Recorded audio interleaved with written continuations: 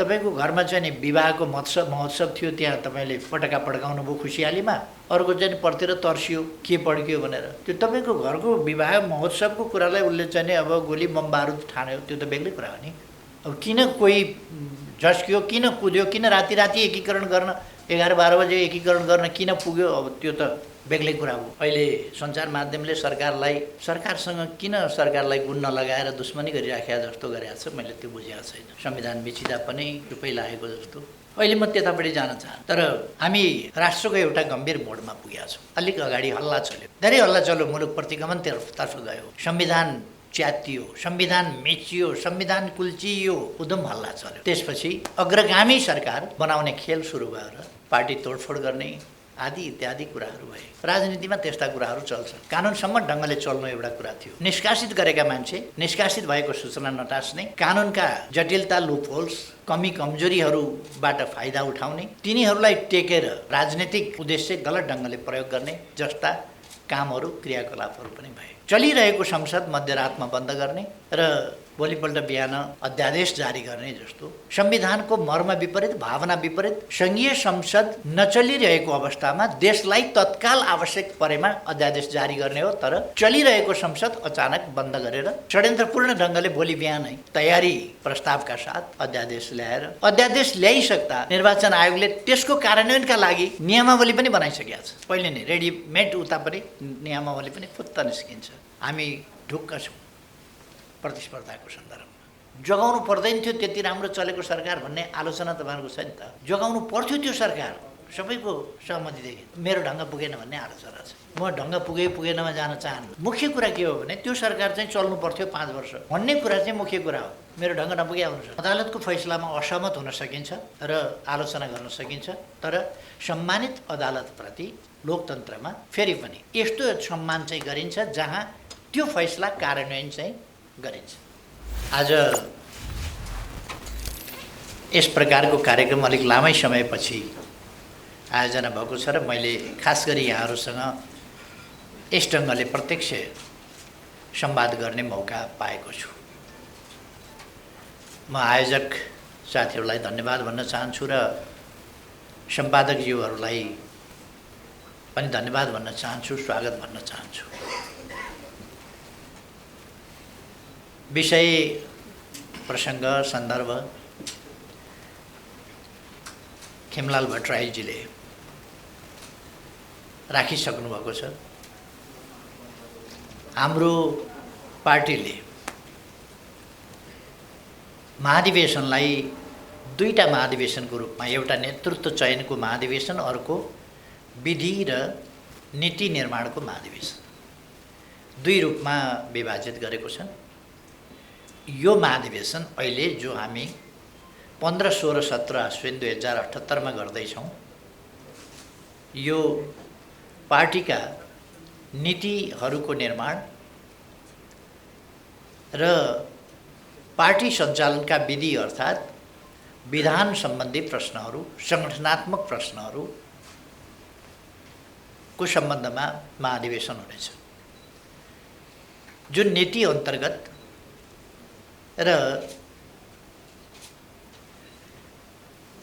महाधिवेशनबाट, यस महाधिवेशनबाट पारित नीति अन्तर्गत र विधि अन्तर्गत हामी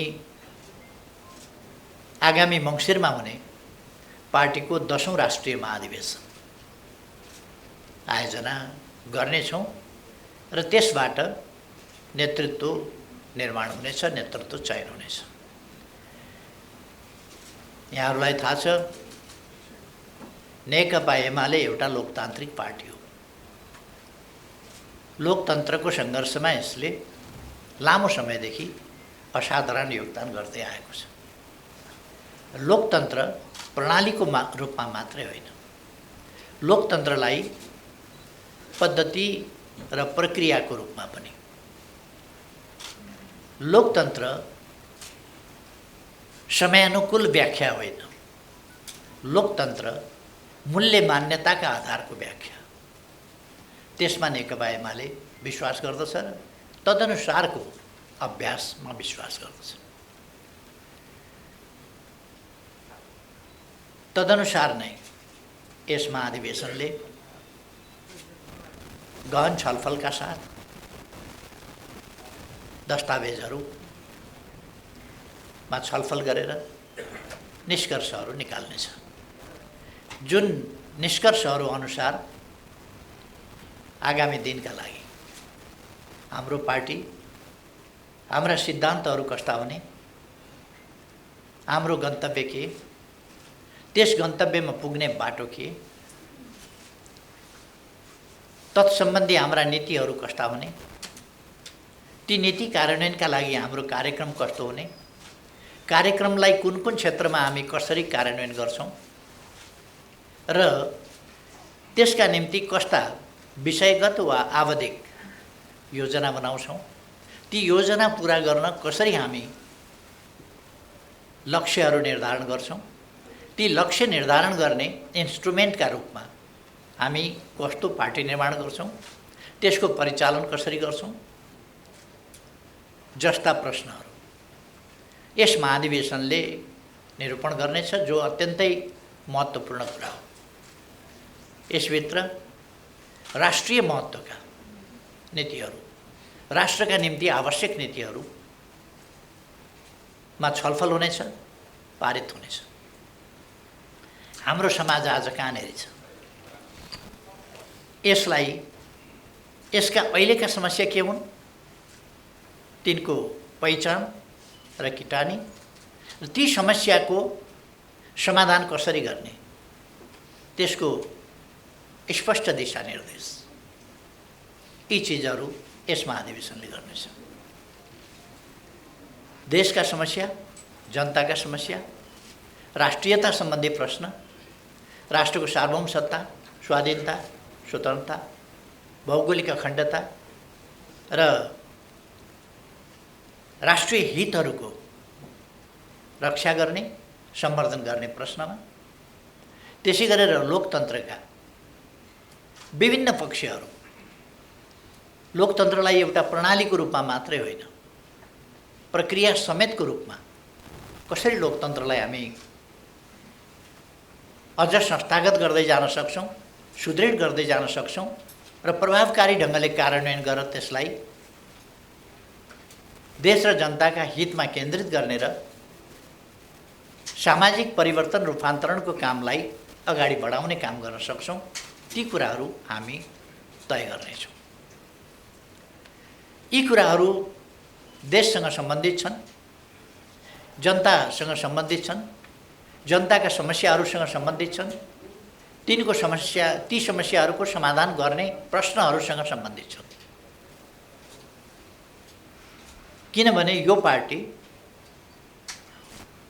यसो पार्टी खोलौँ न भनेर खोल्नका लागि खोलिएको पार्टी होइन। यो आफ्नो काँधमा राष्ट्रका अगाडि रहेका समस्या, ती समस्याको समाधान गर्ने प्रश्न र त्यसका अगाडि उभिएका चुनौतीहरूको सामना गर्ने प्रश्न, यी सबै कुरालाई ध्यानमा राखेर चुनौतीको सामना गर्दै अगाडि बढ्ने र देश र जनताका हितहरूलाई कमजोर हुन नदिने, ओझेलमा पर्न नदिने र पराजित हुन नदिने अभिभारा बोकेको हुनाले यस पार्टीले तदनुसार नै काम गर्छ।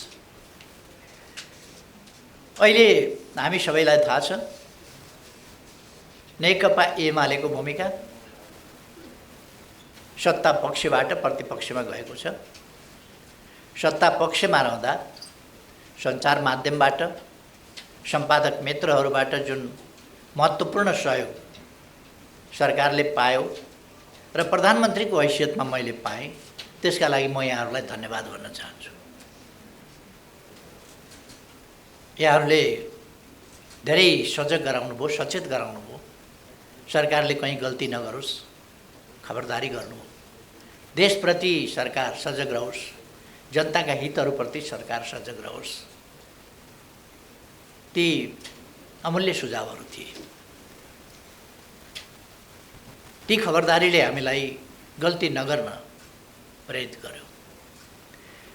खबरदारी गरेन भने सरकार अलिकति लापरवाह जस्तो पनि हुँदो रहेछ, जस्तो अहिलेको सरकार छ। अहिलेको सरकारप्रति अलिक खबरदारी पुगेन कि जस्तो पनि लाग्छ। संविधानको मतलब छैन, कानुनको मतलब छैन, सञ्चार माध्यम चुपै छ। त्यसकारण सरकारले अनुकूलता ठानेको छ, जसले गर्दा गल्ती गर्दै गएको छ। अहिले सञ्चार माध्यमले सरकारसँग किन सरकारलाई गुण नलगाएर दुश्मनी गरिराखेका जस्तो गरेको छ, मैले त्यो बुझेको छैन। संविधान मिचिँदा पनि चुपै लागेको जस्तो। अहिले म त्यतापट्टि जान चाहन्न, तर हामी राष्ट्रको एउटा गम्भीर मोडमा पुगेका छौँ।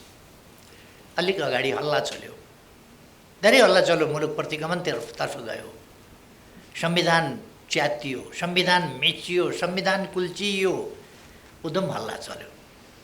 त्यसपछि अग्रगामी सरकार बनाउने खेल सुरु भएर पार्टी तोडफोड गर्ने आदि इत्यादि कुराहरू भए।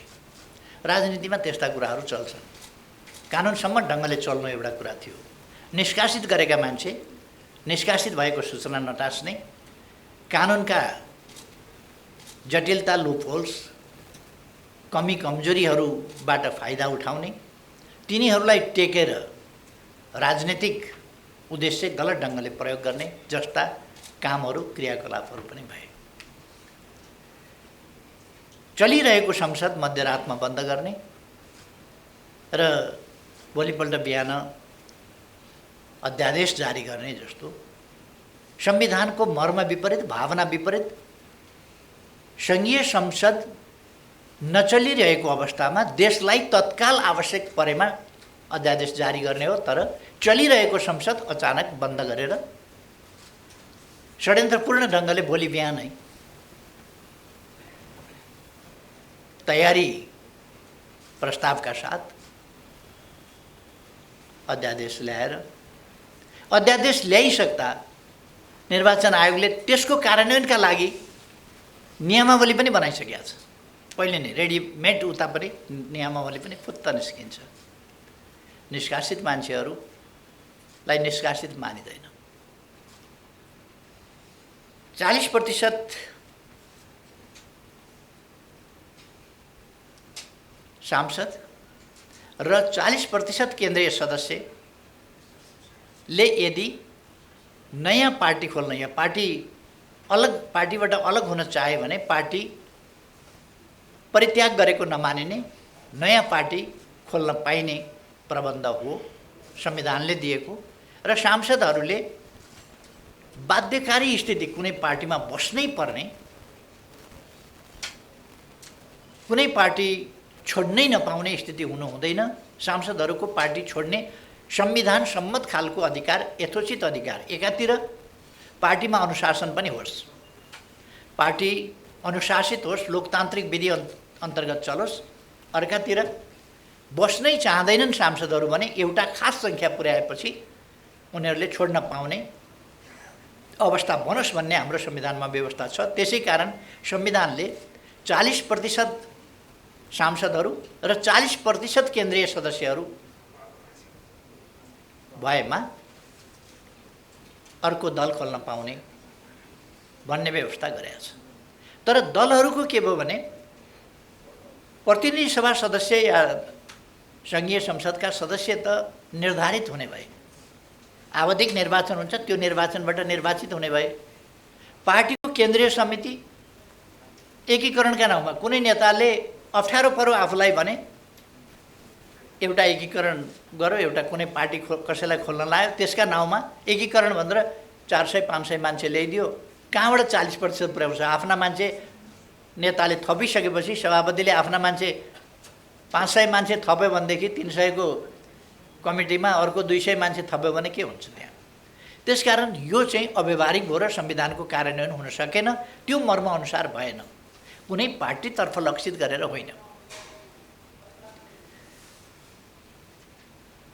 त्यसरी मैले संविधानको वास्तवमा मर्मअनुसार कार्यान्वयन हुन सकोस् भन्नका लागि केन्द्रीय कार्य समिति वा सङ्घीय संसदका प्रतिनिधि सभाका 40% सदस्यहरूले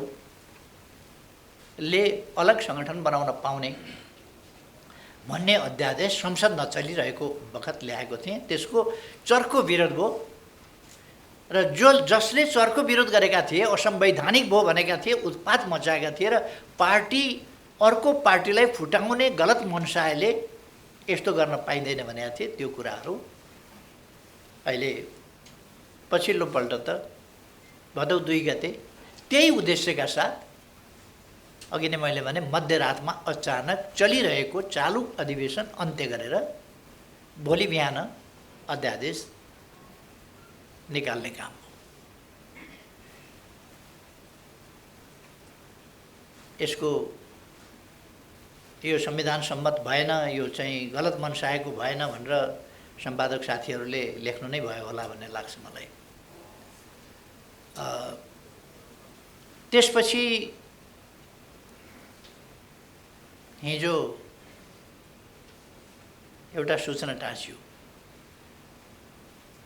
सङ्घीय संसद चालु छ, अधिवेशन चालु छ।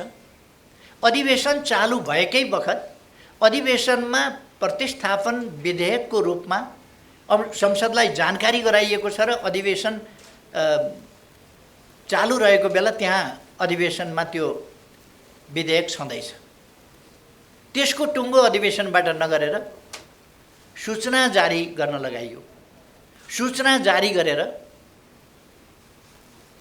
अध्यादेश फिर्ता लिएको भनेर। कानुन निर्माण, संशोधन र त्यसको खारेजी संसदले गर्छ। संसद नचलेका बेला देशका लागि जरुरी पर्यो भने अध्यादेश ल्याउन पाइन्छ। न पहिले जरुरी पर्यो, न हिजो जरुरी पर्यो। जरुरी परेको भए त संसद चलेका बेला त संसदमै ल्याउन सकिन्थ्यो। चलिराखेको संसद बन्द गरेर ल्याइयो। देशलाई एकदम जरुरी, एकदम आवश्यकता होइन, पार्टी फुटाउने गलत मनसाय, दूषित मनसायका साथ ल्याइयो। हिजो असंवैधानिक, गैर कानुनी, संसद छलेर, संसदको अवज्ञा अपमान गरेर सूचना मार्फत अध्यादेश फिर्ता बन्यो। कानुन निर्माणको कुरा, फिर्ताको कुरा यो संसदको बिजनेसको कुरा हो र प्रतिस्थापन, त्यसलाई रद्द गर्नका लागि अर्को कानुन चाहिन्छ। त्यो यतिकै फिर्ता मात्रै हुँदैन। त्यसलाई यसभन्दा अगाडि पनि जुन अध्यादेश जारी गरियो त्यसलाई रद्द गर्नु पर्यो भने पहिलेकै ऐन कायम रहने गरी अर्को अध्यादेशको व्यवस्था गर्नुपर्छ। तर पहिलेको ऐन कायम गरिने गरी सूचना जारी हुन सक्दैन, भएको पनि छैन। अथवा अहिले कहाँ गयो त, अब कानुन कहाँ गयो भन्दा सूचनाबाट, अध्यादेश होइन, सूचनाबाट अध्यादेश जारी गर्न पाइँदैन। सदन चालु छ, सदनको बैठक चालु छ, अधिवेशन चालु छ, सूचना जारी गर्न पाइँदैन, अध्यादेश जारी गर्न पाइँदैन, कानुन परिवर्तन गर्न पाइँदैन अध्यादेश मार्फत या कुनै मार्फत चालु भएका बेला। त्यसै कारण अस्ति 12 बजे राति अन्त्य गरिएको थियो। त्यही कानुन, त्यही सदन छल्ने प्रयोजनका लागि अहिले त्यस ढङ्गले ल्याइयो, जसको हाम्रो पार्टीलाई क्षति छ कि छैन, नाफा छ कि नोक्सान छ भन्ने हिसाबले, कुनै पार्टीलाई फाइदा छ कि छैन भन्ने हिसाबले होइन। संविधानको कार्यान्वयनको सन्दर्भमा, लोकतन्त्रका मूल्य मान्यताको सन्दर्भमा, कानुनको कार्यान्वयनको सम्बन्धमा, कानुन कार्यान्वयनका प्रक्रियाको सम्बन्धमा, संसदीय मर्यादाको सम्बन्धमा, बहुदलीय संसदीय परिपाटीको सम्बन्धमा ती सबै नर्म्सहरू भत्काएर स्वेच्छाचारिताको पनि हक, अब कुनै बार बन्देजै रहेन।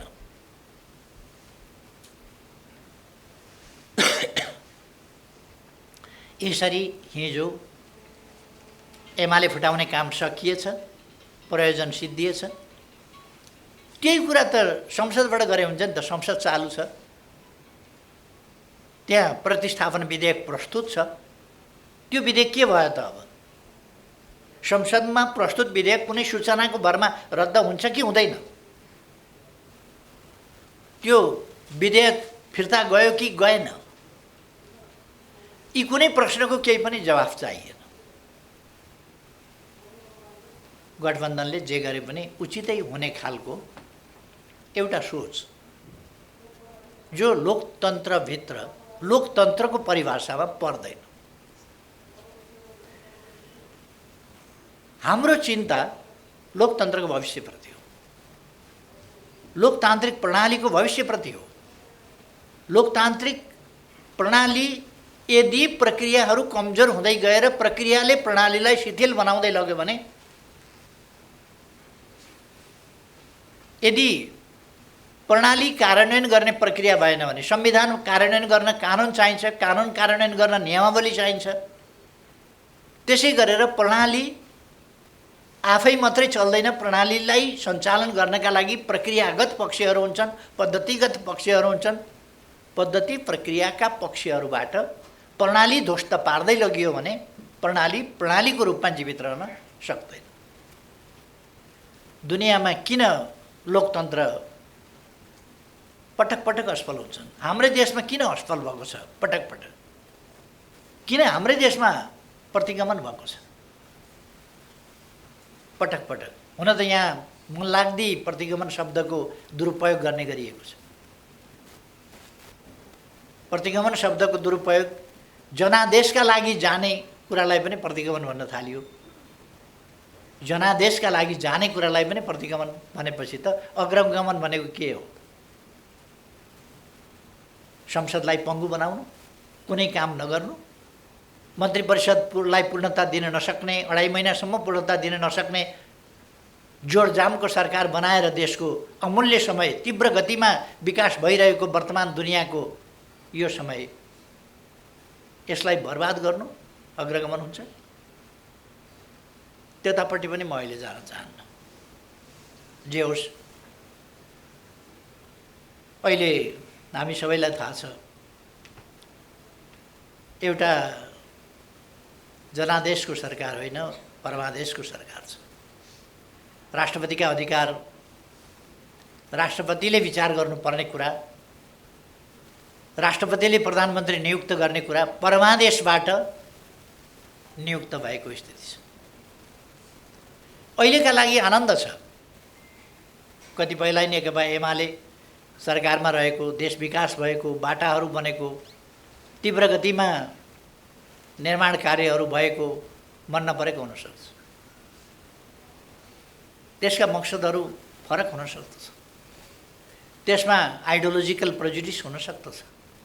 तर मुख्य कुरा आजको कसको लाभ कसको हानि भन्ने कुरा होइन। भविष्यका लागि लोकतन्त्रले जित्नुपर्छ। नेकपा एमाले जित्छ कि जित्दैन अर्को कुरा हो, लोकतन्त्रले जित्नुपर्छ, देशले जित्नुपर्छ, जनताले जित्नुपर्छ। एमालेका कुरा या कसैका कुरा माथि पर्नुपर्छ भन्ने होइन। देशका हितहरू माथि पर्नुपर्छ, जनताका हितहरू माथि पर्नुपर्छ, लोकतन्त्रको भविष्य माथि पर्नुपर्छ, सुरक्षित हुनुपर्छ। यो सफलतापूर्वक अगाडि बढ्नुपर्छ र देशमा प्रस्पेरिटी आउनुपर्छ। देश आधुनिकतातर्फ जानुपर्छ। देश एउटा सभ्य सम्भ्रान्त, विकसित, सामाजिक न्याय र समानता सहितको समृद्धि भएको देशको रूपमा विकास हुनुपर्छ। हाम्रो चाहना थियो। एकछिनका नाफा घाटाहरूका जोड घटाउमा नेकपा एमाले विचलित हुँदैन। नेकपा एमाले लोकतन्त्रको बृहत्तर प्रश्नमा केन्द्रित भएर विचार गर्छ र आवश्यकता पर्दा त्यसका निम्ति सङ्घर्ष गर्छ। नेकपा एमाले लोकतन्त्रका निम्ति सङ्घर्ष गरिआएको छ। यसको प्राप्तिका निम्ति सङ्घर्ष गर्यो, बलिदान गर्यो। यसको रक्षाका निम्ति पनि सङ्घर्ष र बलिदान गरेर आएको छ, फेरि पनि गर्छ। त्यसकारण यो क्षणिक लाभ हानिका हिसाब किताबमा होइन, आम रूपमा दीर्घकालीन रूपमा लोकतन्त्रको भविष्य, लोकतन्त्रको भविष्यप्रति हामी किन चिन्तित हुने? लोकतान्त्रिक प्रणाली नै श्रेष्ठ प्रणाली हो। यस प्रणाली मार्फत, यसको सही कार्यान्वयनबाट नै हामी देशको विकास गर्न सक्छौँ भन्ने एमालेको विश्वास छ। त्यो विश्वासको कारणले हामी, त्यो यथार्थको कारणले, त्यो हाम्रो विश्वास निराधार होइन, त्यो यथार्थ विश्वास हो, त्यस कारणले हामी लोकतन्त्रको भविष्यप्रति चिन्ता गरेका हौँ हामीले। एउटा यस विषयमा म धेरै गइरहनु पर्ला जस्तो लाग्दैन। लोकतन्त्रमा सत्ता पक्ष प्रतिपक्ष भइरहन्छ, कहिले कसले जित्ला कहिले कसले जित्ला, तर जित हार स्वस्थ हुनुपर्दछ, प्रतिस्पर्धा स्वस्थ हुनुपर्दछ। अस्वस्थ प्रतिस्पर्धा, लोकतन्त्रका नाममा प्रतिस्पर्धा छँदैछ भनेर अस्वस्थ प्रतिस्पर्धा लोकतान्त्रिक प्रक्रियाभित्र पर्दैन। त्यसकारण स्वस्थ प्रतिस्पर्धामा हामी विश्वास गर्छौँ। प्रतिस्पर्धा स्वस्थ हुनुपर्छ, संविधान सम्मत, कानुन सम्मत, लोकतान्त्रिक मूल्य मान्यता अनुरूप, शान्तिपूर्ण, स्वच्छ, पारदर्शी, त्यस्तो प्रतिस्पर्धामा हामी विश्वास गर्दछौँ। अब अहिले मैले अरू धेरै केही कुराहरू भन्ने भन्दा पनि नेकपा एमाले आफू सरकारमा हुँदा गरेका कामहरू म दृढ विश्वास गर्दछु कि हामीले अत्यन्तै पारदर्शिताका साथ र विथ भिजन, विथ डिटर्मिनेसन हामीले काम गरेका छौँ र हामीले तदनुसारका उपलब्धिहरू पनि हासिल गरेका छौँ। तसर्थ हामी ढुक्क छौँ प्रतिस्पर्धाको सन्दर्भमा। अब मैले प्रारम्भ मात्रै गरेको हुँ, म अरू समय लिन चाहन्न साथीहरूसँग। हाम्रो भावनाको कुरा मैले भने र महाधिवेशनका केही पक्षहरू पनि, हाम्रो महाधिवेशनले के गर्छ भन्ने कुराहरू पनि मैले मोटामोटी बताएँ।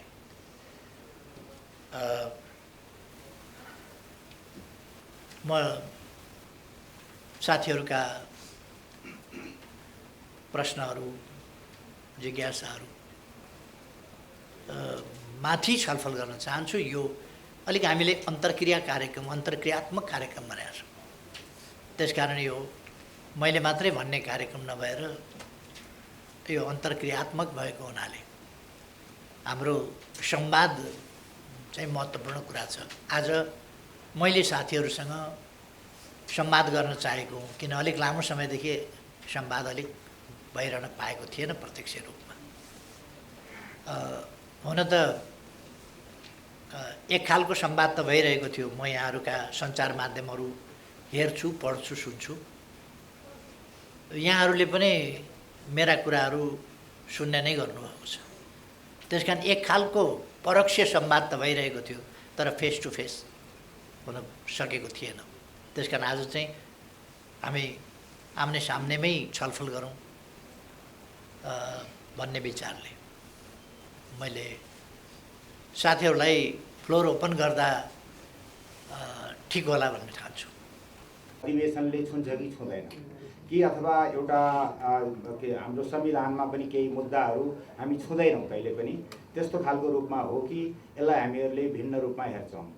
अब पछिल्लो समयमा 72 सालको संविधान आइसकेपछि र जनताको बहुदलीय जनवाद भनिँदाखेरि जसरी समावेशी तरिका इत्यादिका कुराहरू छन्, यो संविधानले नै त्यस्तै खालको राजनीतिक संरचना परिकल्पना गरेको सन्दर्भमा अहिले बहुदलीय जनवाद पनि भनिरहनु र यो मल्टिपार्टी सिस्टमको जुन हामीले अभ्यास छ त्यसमा खास तात्विक भिन्नता बाँकी रहेको हो कि होइन, यो जिज्ञासा। अनि अर्को चाहिँ प्रधानमन्त्रीज्यूले आफ्नो पुरानो शैली अनुसार मेरो पालामा आलोचना भयो, अहिले चाहिँ आलोचना भइरहेको छैन यो सरकारलाई भन्ने खालको कुरो छ। यदि यही नै हो, यहाँले भनेकै मान्ने हो भनेदेखि यहाँलाई के लाग्छ मिडिया मात्रै दोषी थियो त्यो बेला? यहाँको पक्षबाट पनि कुनै त्रुटि भयो कि जसले गर्दा? किनभने मिडिया त निरपेक्षै छ नि मोटामोटी रूपमा। त यसको लागि चाहिँ यहाँको आत्मालोचना भन्ने एउटा शब्द छ, त्यसको प्रयोग कतिखेर गर्ने? धन्यवाद।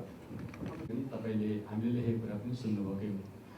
अहिले जुन अध्यादेशको दिन पनि अघि अध्यक्षज्यूले भन्नुभएको र तपाईँले लेख्नुभयो होला भन्नुभयो, हामीले त लेखेका थियौँ र हामीले चाहिँ के लेखेका थियौँ भनेदेखि केपी ओलीले जित्नुभएको तर्फबाट देउबाले प्रहार गरे र यो चाहिँ लोकतन्त्रमाथि बज्रियो र यसले लोकतन्त्रलाई विकलाङ्ग पार्नेछ मैले अरू पनि त्यतिखेर पत्रिकाहरू अनलाइनहरू पढेको छु, धेरैले लेख्नु भएको छ र यो गलत काम हो। गलत काम मात्र होइन, यसको पृष्ठभूमि, लामो पृष्ठभूमि छ सुधारको।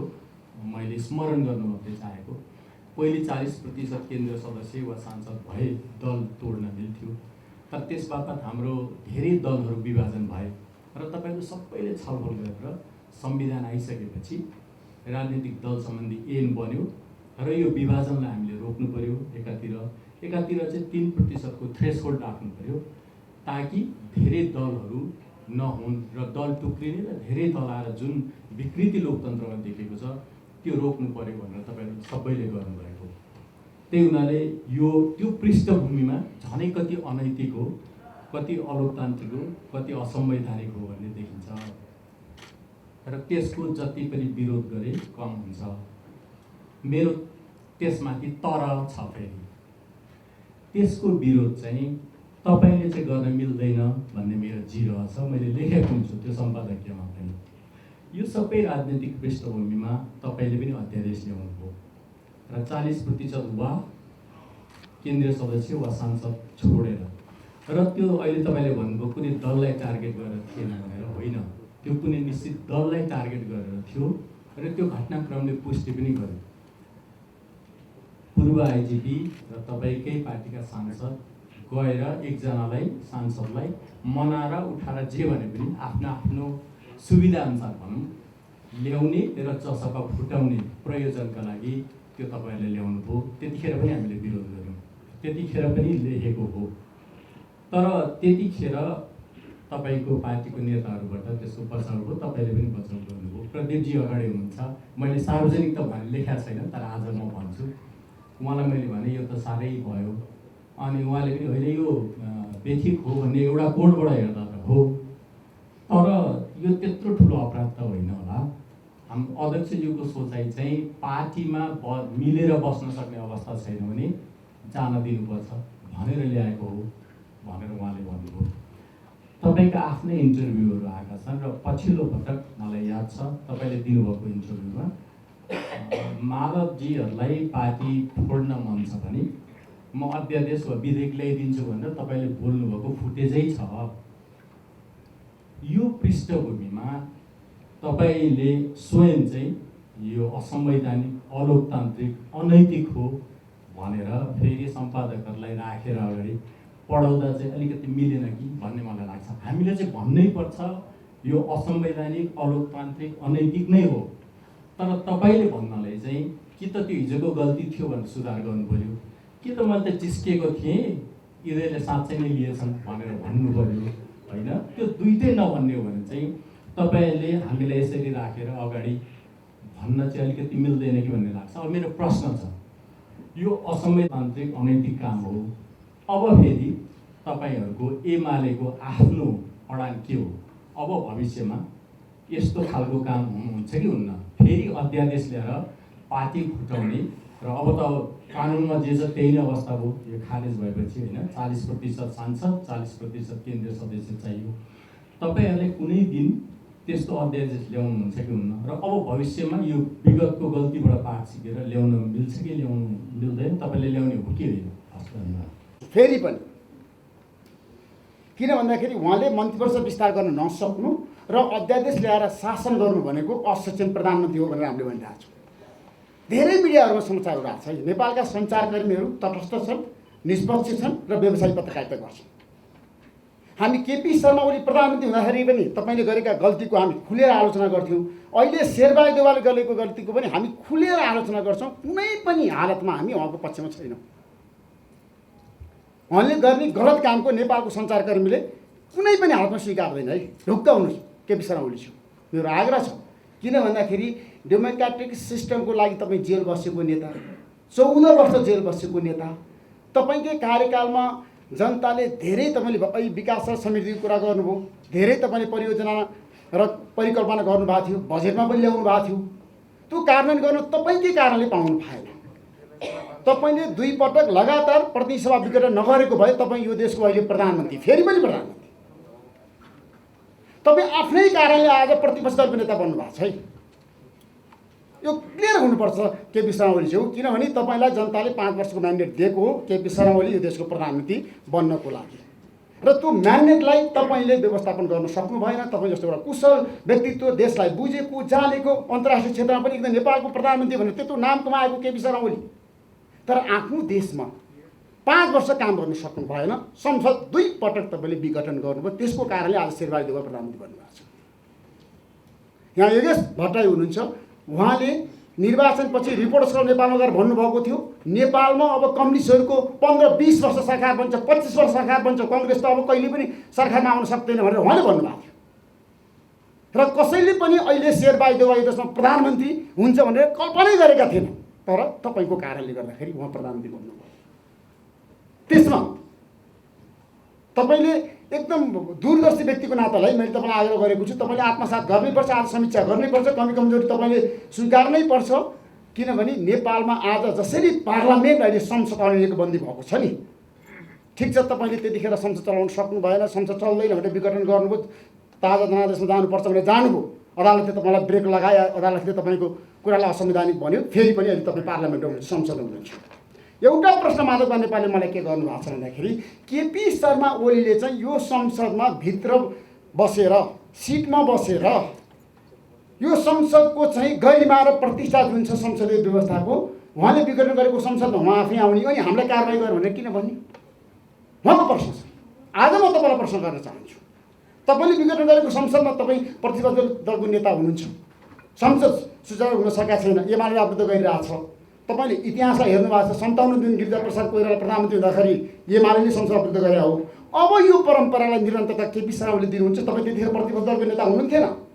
आज म जनता जान्न चाहन्छु, तपाईँको मुखबाट सुन्न चाहन्छु, तपाईँ जस्तो एउटा डेमोक्रेट लिडर केपी शर्मा ओली यो संसद विरुद्ध कतिन्जेल गर्नुहुन्छ, एकदम तपाईँको बटम लाइन क्लियर कट आउनुपर्छ। आज यो संसदमा ठिक छ अध्यादेश आएको छ, त्यो गलत काम हो, प्रधानमन्त्री गलत काम गर्नु भएको छ, अध्यादेश ल्याएर शासन गर्न पाइँदैन, हामी बोल्छौँ लेख्छौँ, तर आज तपाईँले खुलास्त पारिदिनु संसद अब कहिलेबाट सुचारू हुन्छ, पहिलो कुरा। दोस्रो कुरा एमसिसीको बारेमा केपी शर्मा ओलीज्यू जाँदा जाँदै, किनभने तपाईँले भन्नुभएको थियो त्यहाँ पार्लियामेन्टमा एमसिसी ल्याऊ, यदि पार्लियामेन्टमा एमसिसी आयो भने शेरबहादुर देउवा र तपाईँको बिचमा एउटा केमिस्ट्री मिल्यो भने फेरि पनि तपाईँलाई थाहा छ 2054 सालमा तपाईँले हेर्नु भएको छ नि त, वामदेव गौतम सरकारमा हुनुहुन्थ्यो, वामदेव गौतम बाहिरिनु भयो, तपाईँलाई सरकारमा लिएर के अरे त्यतिखेर केपी शर्मा ओली माधव नेपाललाई लिएर गिरिजाप्रसाद कोइरालाले सरकार बनाउनु भयो, चुनावमा जानुभयो। अहिले शेरबहादुर देउवाले फेरि एमसिसी पारित गर्न सक्नु भएन र तपाईँको साथ चाहियो पारित गराउनको लागि भनेर प्रस्ताव ल्याउनु भयो भने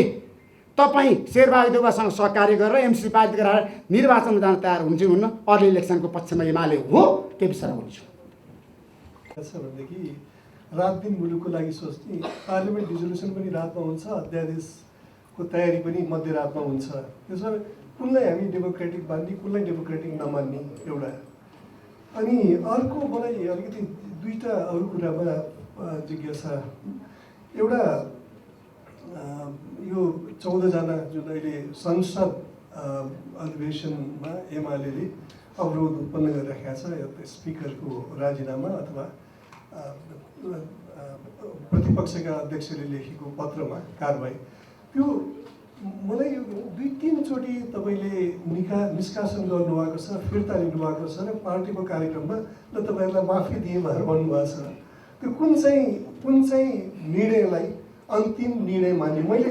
मैले सभामुखको इनएक्सनको, त्यो इनएक्सनमा इन्टेन्ट छ मैले बुझ्छु, त्यसलाई समर्थन गरिराखेका छैन, तर एउटा नेताको फिकल माइन्डेडनेसले गर्दाखेरि त्यहाँनिर एउटा असहज परिस्थिति ल्याउँछ होला। र स्पिकरलाई पक्कै पनि स्पिकरले कुनै निर्णय लिने अधिकार पार्लियामेन्ट्री डेमोक्रेसीमा हुँदैन, ऊ समस्याबाट भाग्नु, उसले खालि आएको प्रस्तावहरूलाई सोचेर त्यसमा नियम दिनुपर्छ र हाउस चल्नलाई चाहे डिबेटबाट मतदानबाट त्यसको मार्ग प्रशस्त गर्नुपर्छ। तर त्यो भएको छैन। तर तपाईँले 3-4 चोटि अलग अलग निर्णय लिनुभयो र माफी पनि दिनुभयो र त्यसपछि निष्कासन कुरा गर्नुभयो। अनि तेस्रो यहाँले भन्नु भएन आजको उसले गर्दाखेरि सभामुखको बारेमा कमेन्ट गर्नु भएन, तर सभामुखहरूबाट त्यो आसनबाट भएका विचलनले थुप्रै कुप्रथा र परम्पराहरू सिर्जना भएको छन्। मलाई कहिले लाग्छ सुभाष नेमाङजी र अग्नि सापकोटाजी बसेर छलफल गर्नुपर्छ होला, आफ्नै त्यो आसनबाट भएका अपराधहरूले एकदम दूरगामी परिणामहरू निम्ताउँछन्। हिजो मलाई बनेर ६३ यताका र मतलब त्यो हाउसमा भएका विचलनहरू त्यहाँ अहिले डेन्जरस परम्परा कतिसम्म भनेदेखि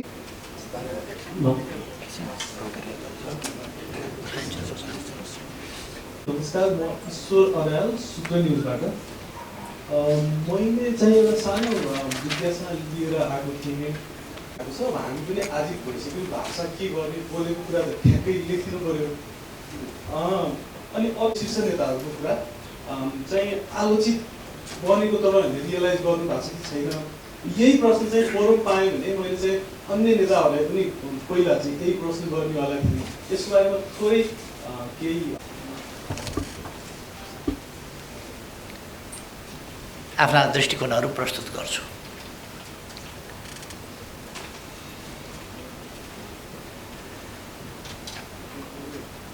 एउटा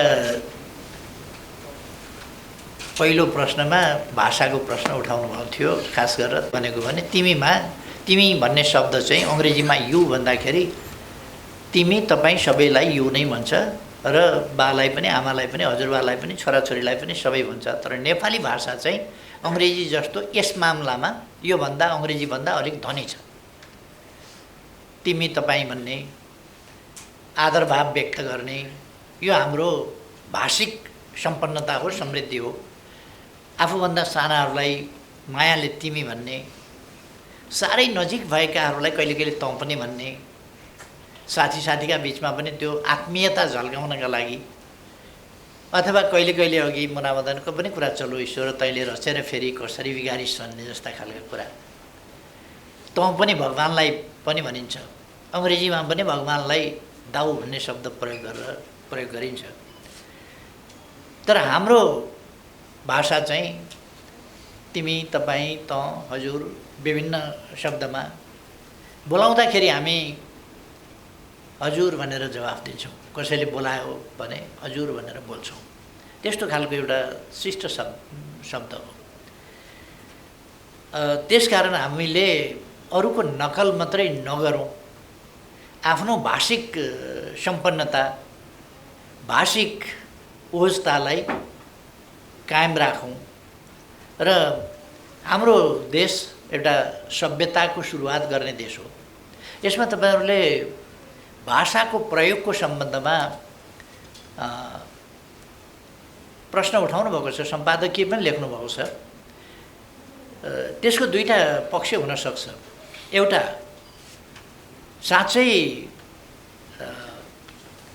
भाषा अलिक खस्कियो, भाषा खस्किनु हुँदैन, भाषाले मर्यादाका सीमाहरू नाग्नु हुँदैन। विचार आफ्ना हुन सक्दछन्, असहमति हुन सक्दछन्, विरोध हुन सक्दछ, आलोचना हुन सक्दछ, तर भाषिक संयम, भाषिक स्तरीयता र भाषिक मर्यादा त्यसका सीमाहरू उल्लङ्घन हुनु हुँदैन भन्ने मनसायका साथ पनि सम्पादकीयहरू आएका छन्। भने आफै सम्पादकीय लेख्ने सम्पादकजीहरूका भाषा आफ्नै सञ्चार माध्यमहरूमा पनि यसो हेर्नुभए पनि हुन्छ। अथवा यो भाषिक समस्या एउटा साझा समस्याकै रूपमा आएको छ कि जस्तो पनि लाग्छ। यसप्रति हामी सबैले ध्यान दिनुपर्छ।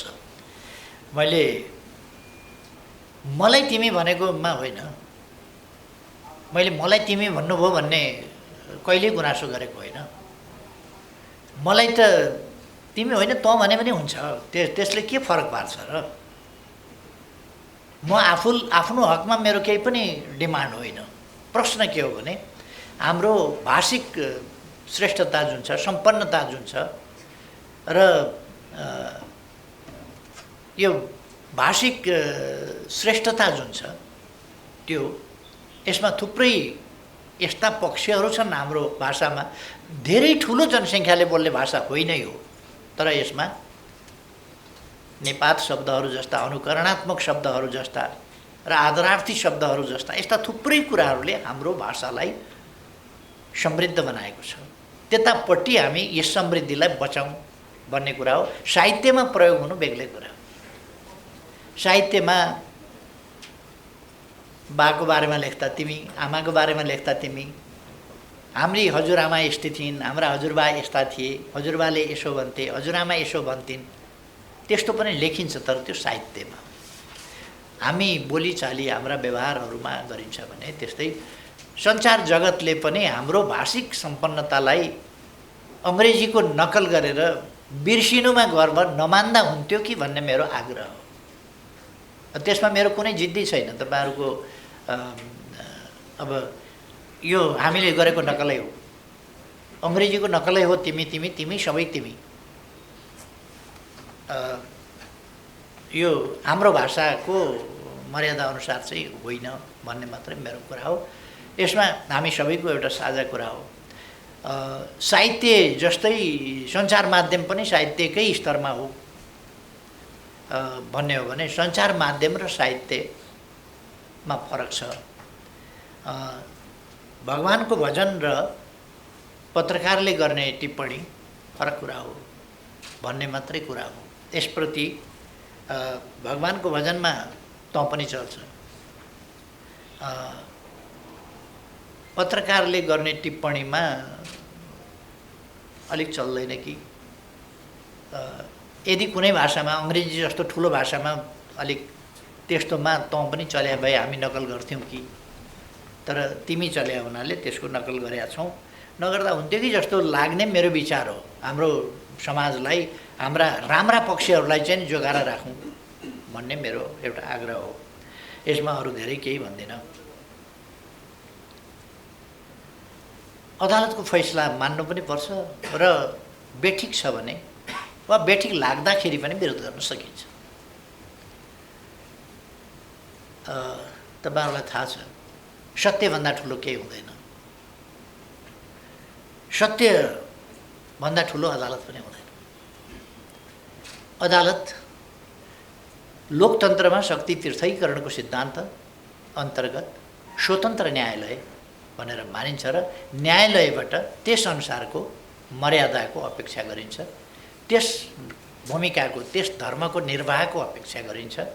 त्यस्तो भएन भने लोकतन्त्र अप्ठ्यारोमा पर्छ, लोकतन्त्रका मूल्य मान्यता अप्ठ्यारोमा पर्छन् र अदालतप्रति जनताको मनमा विश्वासको कमी भयो भने, अदालतप्रति मर्यादा भाव जनतामा कमजोर भयो भने शक्ति पृथकीकरणको सिद्धान्त र लोकतन्त्र कमजोर हुन्छ कि भन्ने चिन्ता हो। त्यसकारण अदालतप्रति यस्तो मर्यादाको अपेक्षा गरिन्छ जहाँ मान्छेलाई असहमतिका बावजुद स्वीकार्न मन होस्। असहमतिका बावजुद मुद्दा हार्ने र जित्नेका पक्ष हुन्छन्। हार्ने पक्षले साधारणतया अन्याय पर्यो भन्न सक्छ, तर वस्तुतः उसको मनले चाहिँ अन्याय पर्यो नभन्ने स्थिति पनि हुनसक्छ। मैले हारेको ठिकै छ भन्ने स्थिति पनि हुनसक्छ कानुन सम्मत हिसाबले। अब अदालत यो अदालतका फैसलाहरू नजिरका रूपमा रहन्छ। आज मैले के कमेन्ट गरेँ या कुन सम्पादकले के लेख्नुभयो अथवा कुन सञ्चार माध्यमले कसरी प्रसारित गर्यो, कुन रूपमा ग्रहण गर्यो भन्ने मात्रै होइन, त्यो इतिहासमा मूल्याङ्कनको विषय हुन्छ र दशकौँ अगाडि मात्रै होइन, सैकडौँ वर्ष अगाडि, सयौँ वर्ष अगाडि कुनै अदालतले गरेको फैसला आज नजिरको रूपमा सकारात्मक वा नकारात्मक दृष्टान्तको रूपमा त्यसलाई प्रस्तुत गरिन्छ। पाकिस्तानका थुप्रै फैसलाहरू त्यस रूपमा बडो चर्चामा आउने गर्छ। हुन त हाम्रो अदालतको फैसलामा पनि पाकिस्तानको नकारात्मक कुराहरूको चाहिँ चर्चा देखिन्छ। अहिले मेरो त्यो विषय होइन कि मैले त्यसको चिरफारमा जान खोजेको होइन। अदालतको फैसला न्यायसम्मत हुनुपर्दछ। न्याय भनेको संविधान र कानुन सम्मत हुनुपर्दछ। न्याय हुन्छ कि हुँदैन भन्ने होइन, न्याय चाहिँ तत्कालीन संविधान, कानुन, सामाजिक प्रबन्ध, समाजले स्वीकारेका मूल्य मान्यताहरूका आधारमा न्याय निरूपण गरिन्छ, संविधान कानुनका आधारमा। त्यसकारण त्यसलाई न्याय मान्नुपर्छ। त्यो अपेक्षा आम जनताले गरेका हुन्छन्, सबैले गरेका हुन्छन्। एकपल्ट एउटा फैसला, उस्तै प्रकृतिको फैसला अध्यादेशबाट राज्य सञ्चालन गर्न खोजियो, राज्य चलाउन खोजियो भन्ने हुन्छ। अर्कापल्ट त्यही कुरा केही पनि हुँदैन थियो। यस्तो खालको कुरा हुँदाखेरि हामीलाई त केही छैन। एमाले प्रतिपक्षमा गयो भने साथीहरूले अघि अलिकति चिन्ता पनि जाहेर गर्नुभएको छ नि, 5 वर्ष चलाउन सक्नु भएन भनेर। म धन्यवाद भन्छु। 5 वर्ष चलाउनु पर्थ्यो केपी ओली नेतृत्वको सरकारले भन्ने त सबैलाई छ नि। दुःखमनाउ त गर्नुभएको छ नि त साथीहरूले। 5 वर्ष चल्नु पर्थ्यो, चलेन होला। मलाई अलिकति के भने तपाईँले ढङ्ग पुर्याउनु भएन, जगाउनु पर्दैन थियो त्यति राम्रो चलेको सरकार भन्ने आलोचना तपाईँहरूको छ नि त। जगाउनु पर्थ्यो त्यो सरकार, सबैको सहमति देखिन्छ। मेरो ढङ्ग पुगेन भन्ने आलोचना छ। म ढङ्ग पुगेनमा जान चाहन्न। मुख्य कुरा के हो भने त्यो सरकार चाहिँ चल्नु पर्थ्यो 5 वर्ष भन्ने कुरा चाहिँ मुख्य कुरा हो। मेरो ढङ्ग नपुगे आउनु सक्छ। अब अदालतको फैसलामा असहमत हुन सकिन्छ र आलोचना गर्न सकिन्छ, तर सम्मानित अदालतप्रति लोकतन्त्रमा फेरि पनि यस्तो सम्मान चाहिँ गरिन्छ जहाँ त्यो फैसला कार्यान्वयन चाहिँ गरिन्छ। फैसला मान्ने, फैसलाको कार्यान्वयन गर्ने र यसै कारणले चित्त बुझेन, यसै कारणले फैसला गलत छ भन्न पाउने, यो लोकतन्त्रको मूल्य मान्यता अन्तर्गतको पनि कुरा हो र त्यो न्यायसङ्गत कुरा पनि हो। आफ्नो कुरा पनि भन्न पाइने र अदालतको फैसलालाई मान्ने पनि। हामीले अदालतको फैसलालाई मानेका छौँ, मान्ने गरेका छौँ र लोकतन्त्रमा अदालतले कहिले कहिले गलत फैसला गर्छ।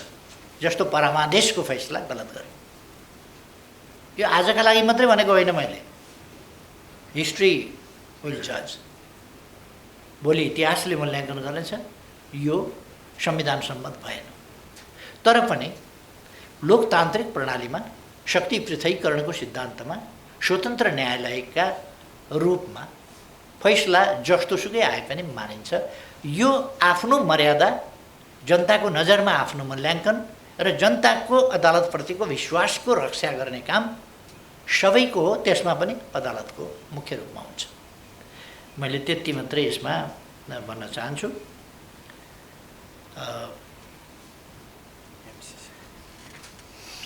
एमसीसीको कुरा उठाउनु भएको छ। मैले त एमसीसी जस्तो कुरा सडकमा यत्रो उठ्या छ। एमसीसी गर्ने पार्टीहरू नेपाली कङ्ग्रेस र माओवादी केन्द्र दुईटा सरकारमा छन्। गठबन्धनका मुख्य नायिके, एउटा प्रधानमन्त्री भएर अर्को किङ मेकर भन्छन् नि, त्यस्तो भएर त्यसरी बसेका पार्टीहरू छन्। न्यूनतम साझा कार्यक्रम आउँदा बोल्दैन सरकार, नीतिमा बोल्दैन सरकार। के हो सरकारले बिर्सियो कि भनेर मैले पार्लियामेन्टबाटै सम्झाएको साथीहरूलाई थाहा होला। यति साह्रो स्मरण शक्ति त सरकारको कमजोर नहुनु पर्ने। एमसीसी कसरी बिर्सियो, कसरी छुट्यो, कि यो बोल्नै नपर्ने, हेर्नै नपर्ने विषय भयो कि?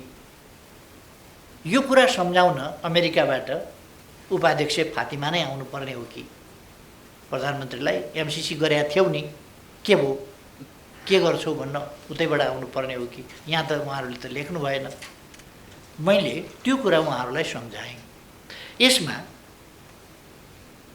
सरकारको के हो दृष्टिकोण? अहिले पनि म जान्न चाहन्छु सरकारको के हो दृष्टिकोण। गर्नेहरू यो सम्झौता गर्नेहरू सरकारमा छन्। यो गर्दा पनि म प्रतिपक्षमा थिएँ, मेरो पार्टी प्रतिपक्षमा थियो। अहिले पनि हामी प्रतिपक्षमा छौँ। उहाँहरूसँग 165 भोट छ। त्यसकारण उहाँहरूले हामीसँग कुनै यस सम्बन्धमा परामर्श पनि गर्नुभएको छैन। के कस्तो हालत हो, के हो, कसो गर्न पर्ने हो, कसो गर्दा ठिक हो, त्यस सम्बन्धी पनि कुनै दृष्टिकोण राख्नुभएको छैन। हामीसँग सेयर पनि गर्नुभएको छैन। जुन तपाईँले प्रश्न गर्नुभएको छैन भने मैले एन्सर गरिरहनु पर्ने कुरा हो र? जब सरकारले नै यस सम्बन्धमा कुनै रुचि नै राखेको छैन, चासै राखेको छैन भने यस सम्बन्धमा भनिरहनु पर्ने कुरा के भयो र? सरकारले भन्नु पर्यो के हो, के गर्नुपर्ने, त्यही कुरा मैले पार्लियामेन्टमा उठाएको।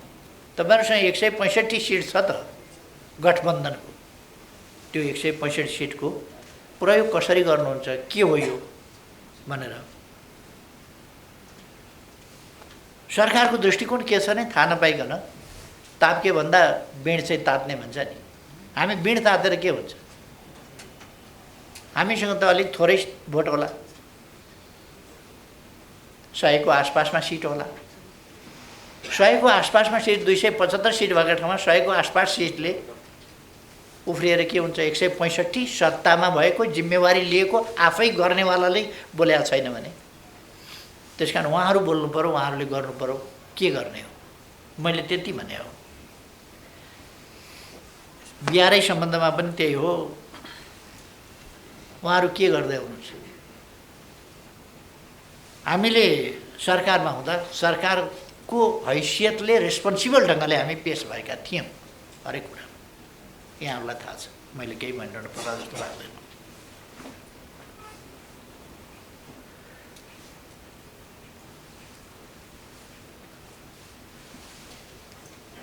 जनताको बहुदलीय जनवादको बारेमा प्रश्न उठाउनु भएको छ।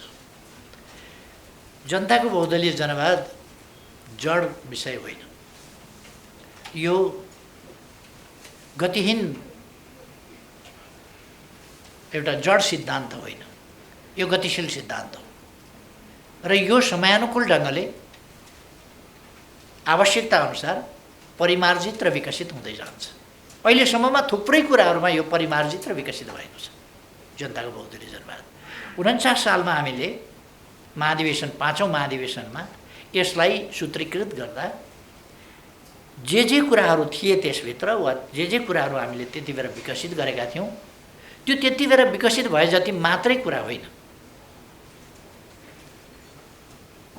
त्यो पछिसम्मका लागि त्यसले एउटा दृष्टिकोण दिएको थियो, एउटा चिन्तन दिएको थियो, हो त्यो चिन्तनबाट अगाडि बढ्छ।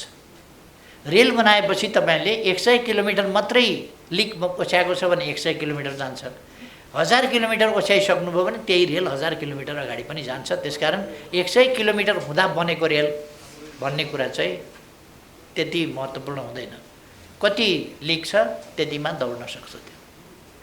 त्यसकारण जनताको बहुदलीय जनवादको सम्बन्धमा, यसको विकास सम्बन्धमा, यसको परिमार्जन सम्बन्धमा स्वाभाविक रूपमा यसको विकास कसरी हुँदै आएको छ चर्चा हुन्छ र यसले अब समाजवाद उन्मुख जो नेपालको संविधानले भनेको छ त्यो समाजवाद उन्मुखलाई कसरी परिपूर्ण गर्छ। जनताको बहुदलीय जनवादको सम्बन्धमा कुनै कन्फ्युजन हुनु हुँदैन। यो पोलिटिकल डेमोक्रेसी मात्रै होइन, धेरै ठाउँमा मैले भनेको छु, पोलिटिकल डेमोक्रेसी मात्रै होइन, यो सोसल, इकोनोमिक, कल्चरल एस्पेक्टहरू, क्लाइमेट सम्बन्धी, ह्युमन राइट्स सम्बन्धी अरू विभिन्न विषयहरू समेत समेटिएको विषय हो। त्यसकारण यो एकपक्षीय होइन, बहुआयामिक, बहुपक्षीय छ र यो समाजको, समग्र समाजको परिवर्तनको एउटा सिद्धान्त हो, परिवर्तनको एउटा बाटो हो। तसर्थ यो अवश्य महाधिवेशनको विषय हुन्छ र महाधिवेशनमा यस सम्बन्धमा छलफल हुन्छ।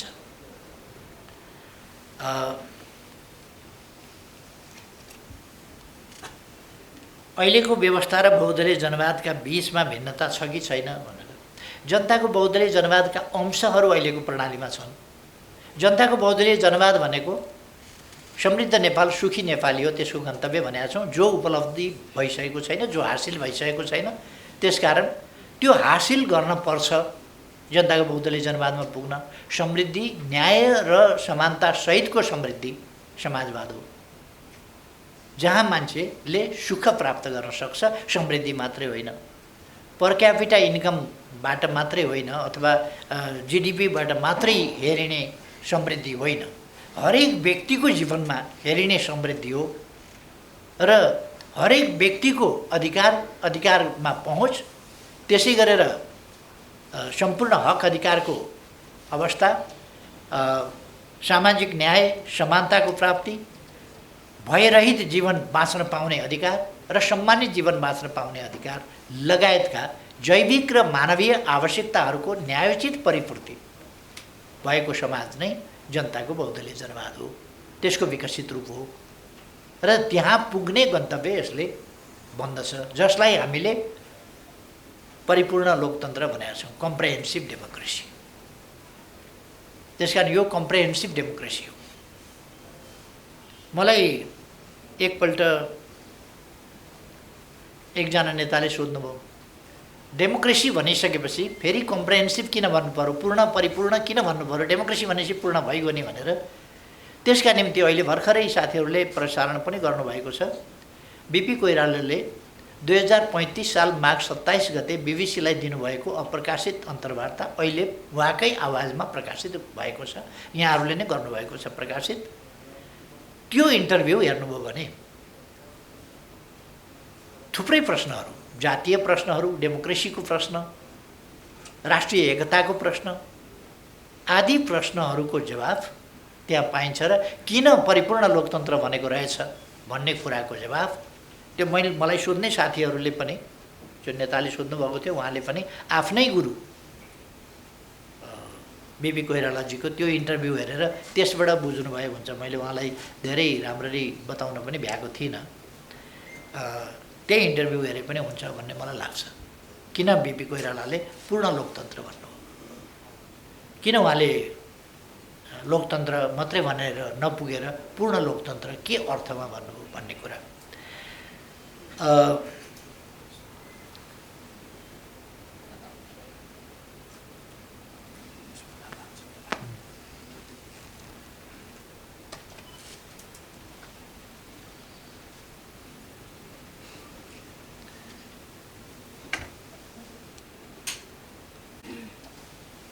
भनेर भन्नुभएको छ। खास गरी यो प्रेससँगको सम्बन्धको प्रश्नमा पनि अलिकति उठाउनु भएको छ।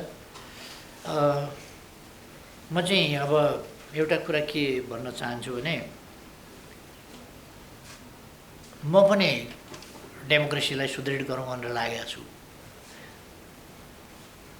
साथीहरू पनि त्यही उद्देश्यमा लाग्नुभएको छ। त्यसकारण अब यो खटपट छ भने बन्द गरौँ, खटपट अन्त गरौँ, एकदम मैत्रीपूर्ण ढङ्गले डेमोक्रेसीलाई स्ट्रेन्थेन गर्न लागौँ। मेरो तर्फबाट गरिएको खटपट पनि खटपट अर्गेलै हो। अब साथीहरूको तर्फबाट गरेको खटपट पनि पक्कै राम्रो कुरा त हुँदैन होला, अथवा यसलाई चाहिँ नि अन्त्य गरौँ न, जसले गरे भए पनि अब त्यसलाई छोडेर अगाडि बढौँ भन्ने मेरो चाहिँ आग्रह छ।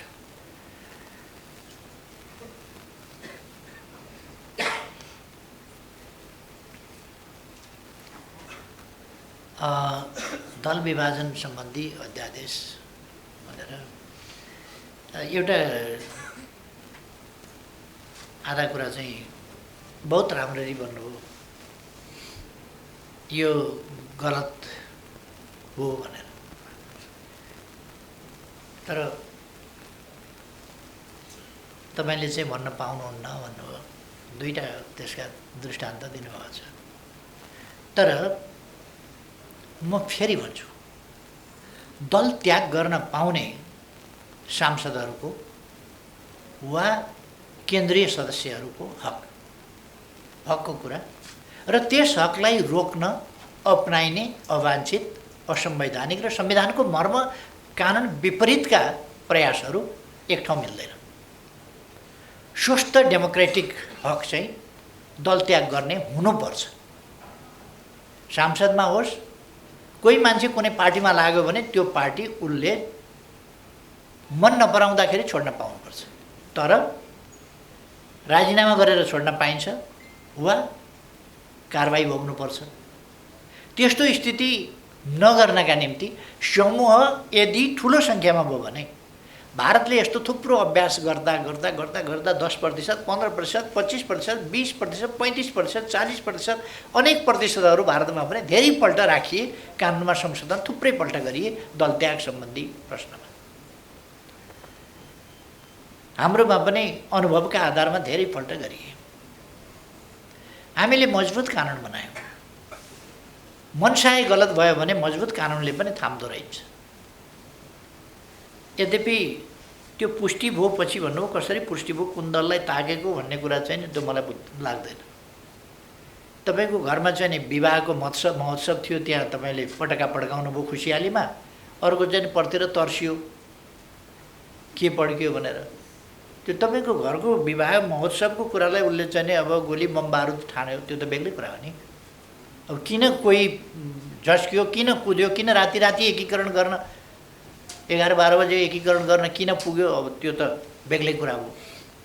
त्यतापट्टि ताकिएको त थिएन, त्यस्तो कुनै प्रयास कतै बाहिर आएको पनि थिएन त्यति बेला, यो प्रयास यसरी आयो भन्ने पनि थिएन। त्यसकारण त्यो सांसद र केन्द्रीय सदस्यहरूको, र वास्तवमा भन्ने हो भने सांसद नागरिक हो, केन्द्रीय सदस्य पनि नागरिक हो, उसले दल त्याग गर्न पाउनुपर्छ कानुनसम्म ढङ्गले। कानुन यस्तो जटिल बनाउनु हुँदैन कि मैले अघि नै भने हिँड्दा हिँड्दै सांसद त एउटा निर्धारित सङ्ख्या हुन्छ, तर हिँड्दा हिँड्दै केन्द्रीय सदस्यको सङ्ख्या यति विशाल बनाइदिने कि त्यहाँ यदि मलाई चाहियो भने मैले के गर्ने भयो भने एउटा सानो पार्टीको नाममा आफ्ना मान्छे चाहिँ 300 पार्टीभित्र हुल्दिएपछि त अब म सेफ साइडमा 40% पुग्दैन कहाँबाट फुटाउन पाउँछ। अध्यक्षजीले 600 थप्नु भएको थियो नि त संविधान संसद विघटन भएको भोलिपल्ट पार्लियामेन्टमा, त्यही सम्झिनु भयो होला खास। त्यो ठिक गर्नु त्यही सम्झिनु भयो होला, थप्या थियो। मलाई भन्दाखेरि जब प्रश्न के हो भने नि, तपाईँले तरबार हान्नुभयो भने मैले ढाल त तेर्स्याउने भएँ नि। राजनीतिमा स्वाभाविक कुरा हो, यहाँ कसैको अधिकार खोसिएको छैन, कसैको अधिकार नखोसिकन आफ्नो अधिकारको प्रयोग गर्न पाइन्छ। त्यसकारण